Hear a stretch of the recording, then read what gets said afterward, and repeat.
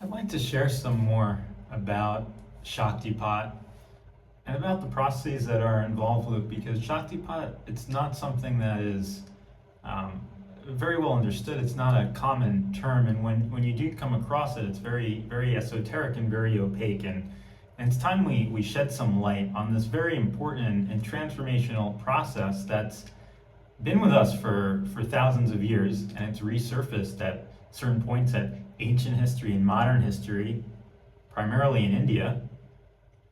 But processes and processes like this have been with us throughout human history in so many cultures, including the shamanic cultures in South America. You find these types of processes. And I'm going to define Shaktipat as leveraging a multi-dimensional, helpful being, or even a collection of beings of the light, to come in and provide very, very real and physical and energetic assistance to people in their journey.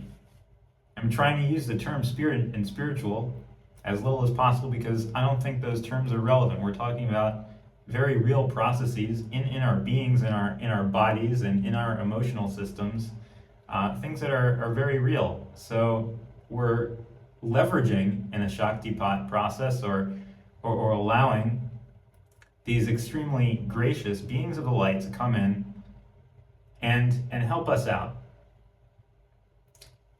And also typically a Shaktipat process is something that happens over time. It's not a one-time thing. It's not a one-time healing. It's a long process because there's a lot to clean out and there's a lot of blockages, and these beings know that we're going to need their help for a while, so they're forming a relationship where we're going to be repeatedly able to call in that same being, and they're going to come in. They're going to know where we are, they're going to know where we left off last time with them, and they're going to be able to come in and keep the process going. And we may even give that being permission to be with us for longer periods of time when we're not specifically meditating. They could be doing work while we're sleeping. We might be able to leverage that 7-8 hours while we're sleeping and these beings to come in and assist us, and we can make a whole bunch of progress while we're not even awake.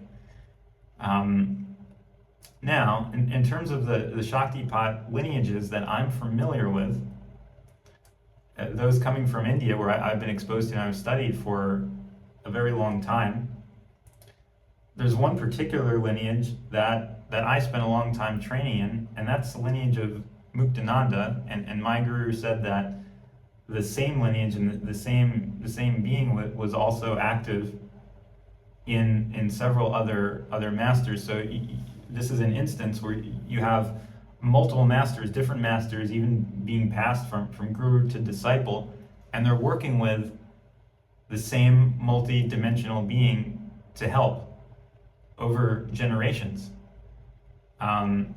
So for example, Muktananda has a disciple, Shankaracharya, in Colorado, and I visited him. I met with him. I didn't have Shaktipat directly from him, although my master said it's the same lineage. You'd be receiving the same assistance and feel the same. And he's using he studied under Muktananda, trained under Muktananda, and the same being is coming through him to provide the Shaktipat that he gives today in Colorado.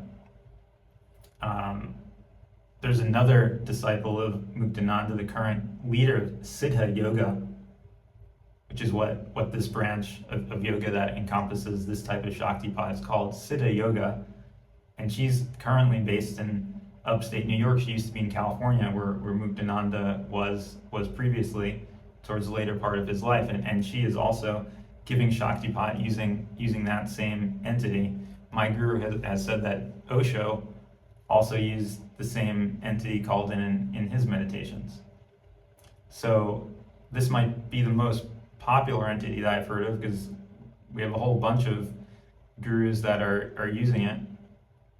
But there are others too, and in fact, in my own experience, I started with a different being helping, and this being perhaps may have been Shiva. That's what was told to me from the energy transmission I got from Eric, in an entirely different style, an entirely different flavor. Shiva was very, very sharp. I had extremely intricate but extremely sharp movements, even to the point of sometimes pulling my muscles. It was very aggressive, and this continued under Sadhguru when I was in Sadhguru's ashram in Coimbatore, India. And Sadhguru